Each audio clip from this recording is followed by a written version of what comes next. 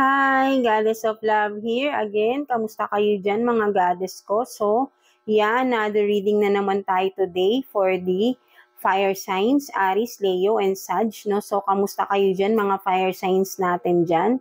So, tignan natin anong sitwasyon ninyo ng iyong person right now, no? Whoever it is na nasa isip nyo ngayon, mga fire signs. And of course, message or advice from the universe, no? So, and by the way, no, mga let's proceed. So, let's proceed with you, Aries. Aries, no? Tignan natin. Kamusta ka dyan? Kamusta ka dyan? So, let's see, no, Aries, no? Anong sitwasyon ninyo ng iyong person right now, no, Aries, no? Kung sino man tong nasa isip mo ngayon, Aries. Tignan natin anong sitwasyon ninyo ng person mo. So, kuha tayo ng 3 cards for you, Aries. So, tignan natin yan. So, stubborn, liar, no? Natural kumbaga ay talagang napakasinungaling. So, tignan natin ano to. Losing hope. So, what else? You know my secrets, no? 'Di ba? Kasi nga naglalay to, no? Nagsisinungaling, but then Aries, no? So, vice versa tayo, no? Pwedeng ikaw to, Aries, no? And then pwedeng yung person mo, no? Parang ako, pagka Aries, no? Parang gigil na, sorry, no? But then, no? Pwede talaga to, vice versa tayo dito, Aries, no? Pwedeng person mo ito, pwedeng ikaw rin to, no? So, meron dito, no?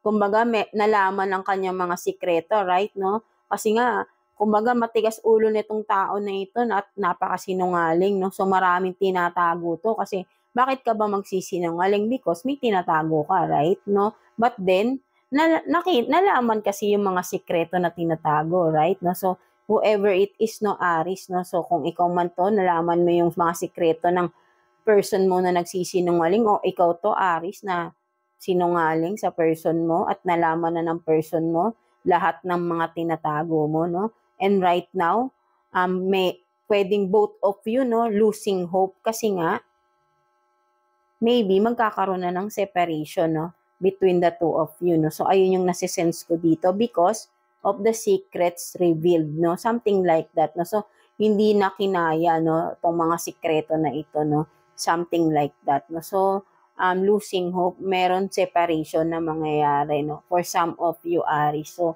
ayun yung nasisense ko dito, no. So there is, unti-unti, no, parang nawawalan na ng gana, no, whoever is, no. So ayun yung nararamdaman because nga ay may ganito, no. So that's why may losing hope na tayo rito, right, no. So for some of you, I think ay magkakaroon ng separation, no. So so tignan naman natin anong message or advice for you, Aries, no? Message or advice for you, Aries, no? Maybe ikaw yun, Aries, or ang person mo, no? Losing hope, no? Kumbaga, parang nawawala na siya ng pag-asa kasi nga ayaw niya na, no? Parang ayaw niya nang i-work out pa to dahil pagod na, no? May napagod na rito, no, mga Aries, no? So tignan natin, no? What's the message or advice for you? So, you have this sanctuary, no? So, for some of you, Aries, no? So, sinasabi dito ni universe, no? Ang message sa'yo ay punta ka, kung halimbawa, you are so exhausted because of this relationship, no? O baka sobrang drain na kayo, ganyan. Punta kayo kung sa bahay nyo, somewhere na you feel safe, no? Yung inyong safe place, no? 'Di ba? Yung nakaka-feel kayo ng totally peace, no, something like that, no, yung inyong safe space, no, something like that, no. So punta kayo doon para doon yung ilabas no yung mga sama and eventually marerelax kayo, no. So ganito yung gawin niyo, no, kung saan kayo feel safe na lugar every time na nakakaramdam kayo ng mga masakit sa dibdib. Punta kayo doon kayong mag-relax, no? Makakatulong sa inyo. Kung saan kayo, for sure, yung iba sa inyo, may mga safe place kayo, no? Mga kahit sa loob ng bahay nyo, may mga safe space kayo dyan, no? pag ako nga, pag magulang nanay, 'di ba, ang safe space na gulang ng ang mga common mommy dyan is karamihan sa kitchen, parang ayun yung safe space nila, pagka masama loob nila, nandoon sila, no? Something like that, no? So, doon kayo sa safe space ninyo pumunta, hindi kung saan-saan, no? Something like that. Parang may pinaparinggan ba, no? Something like that, no? But then, of course, no? So, you have to go to your safe space, no? Para ay makapag-isip-isip ka din ng mabuti, no? Kapag may kailangan kayong pagdesisyonan, no? Go to your safe space, no? Doon ka mag-decide, no? Ikalma mo yung sarili mo, no? Something like that, no? So, yeah, that's it for you, mga Aries, no? So, I hope naka-resonate ka, no? For sure, makaka-resonate ka dito, Aries, no? So, yeah, that's it for you, no? Yeah, God bless you and thank you for watching, Aries. So, yeah, no? Let's continue with you, Leo.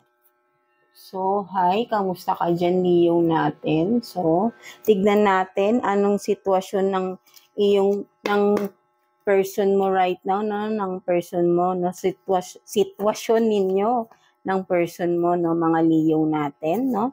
Kung sino ba tong nasa isip mo right now, Leo? Kuha tayo ng 3 cards for you, Leo.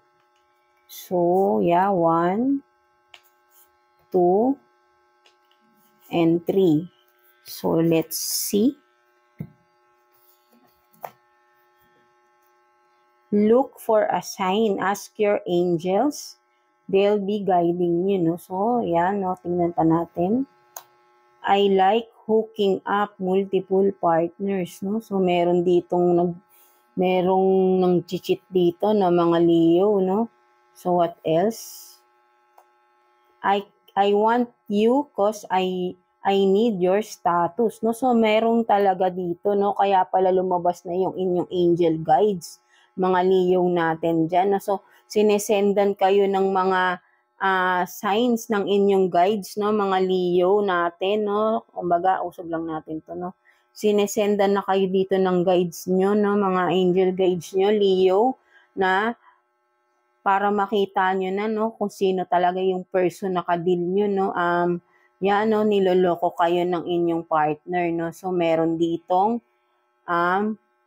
hooking up, no, with multiple partners. So, madami siyang kinakalandi, no, mga Leo natin, no. So, pwedeng ikaw to or ang person mo, right, no. So, and then, no, kumbaga, hindi siya umaalis, no, na-attach pa rin sa'yo, kumbaga, hindi pa kayo hiwalay, no, because this person is, 'di ba?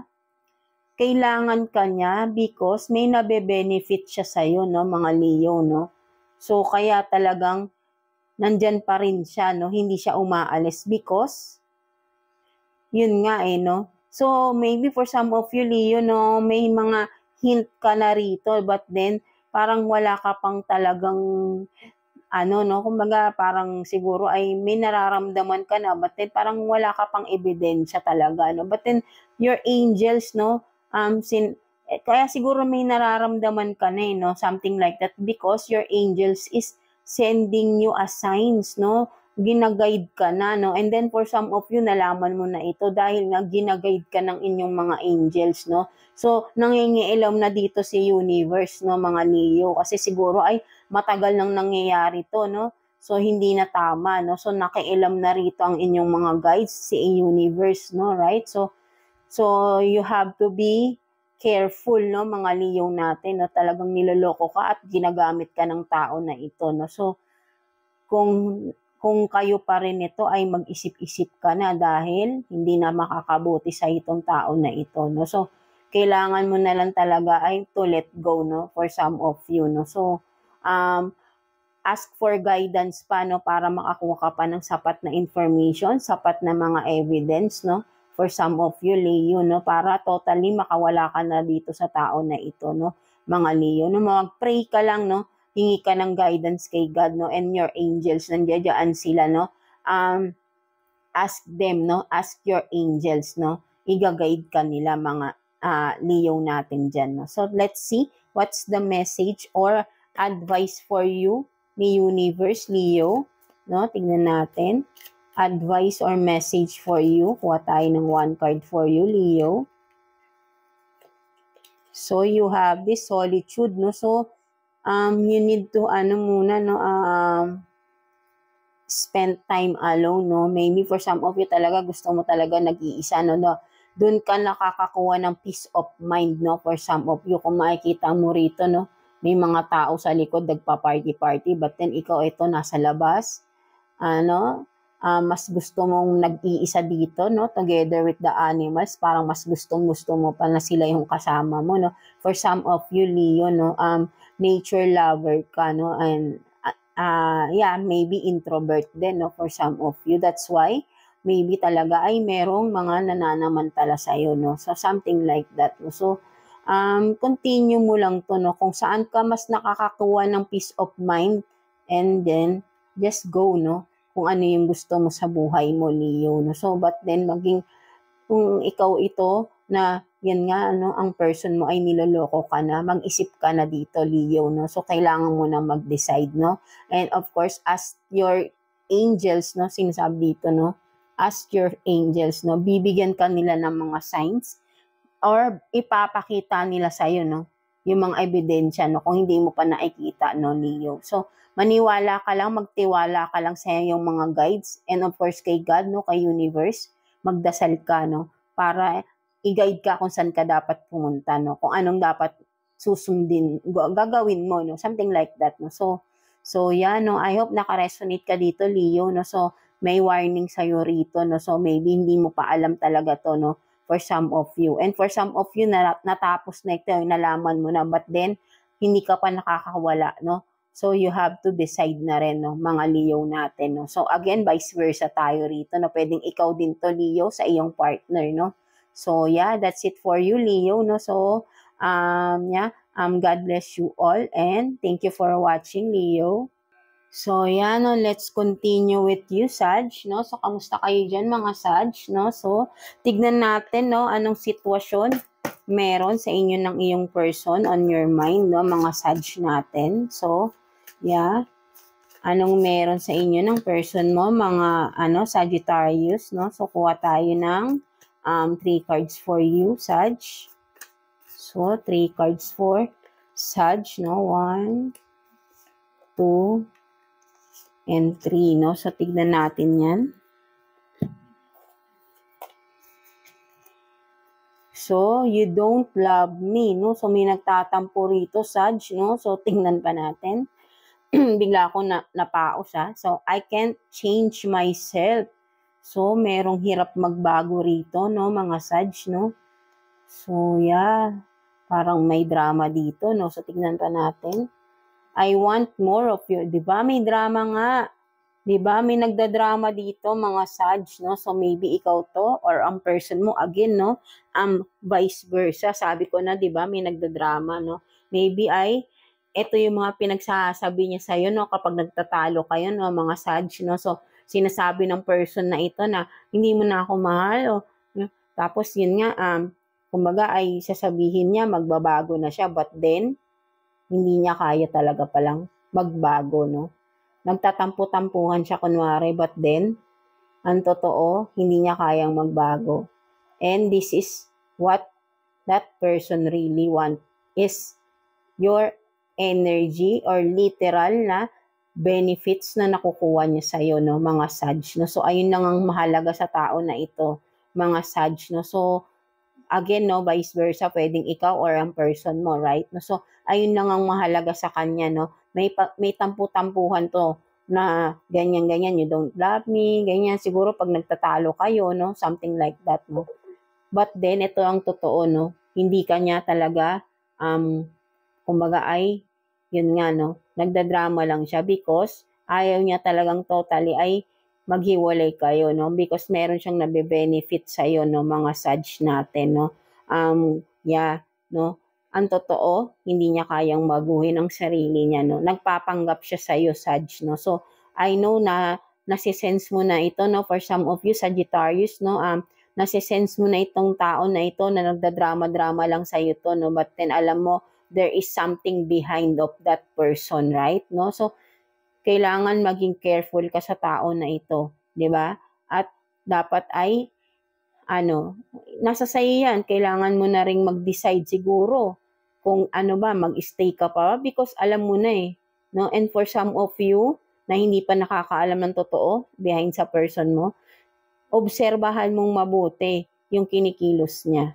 There is something, kung palagi kayo nag-aaway, 'di ba? Tapos nagdadrama to kapag mayroon kang mga tinatanong sa kanya, something like that, tapos iiwasan niya, 'di ba? Tapos magdadrama-drama ng ganyan, parang ibabaling niya sa iba yung issue, right? Sabay, 'di ba? Kung may mga ganun kayong person, mga Sag, no, nagdadrama-drama lang siya, no. Because ayaw niyang harapin yung mga issue na tinatanong niyo, no. But then ang totoo ay yun talaga yun, no. Kung ano yung tinatanong niyo, yun talaga yun, totoo yun, no. And that person is really can't change his or herself, no. And meron talaga siyang hidden agenda sa'yo. Meron siyang nakukuha. That's why nagdadrama-drama lang tong tao na ito, no. May mga nakikita ka ng red flags but then dinideny niya, no, at hindi niya hinaharap, no. Maybe pag tinatanong mo talaga, iniiba niya yung topic, no, something like that. But then kung ano yung naiisip mo talaga is ayun ang katotohanan, no. So believe in yourself, believe in your intuition, your gut feeling, no. So may napakiramdam ka na ritong kakaiba, no. There is a red flags na nakikita ka rito sa tao na ito, na this is a user, no? Something like that.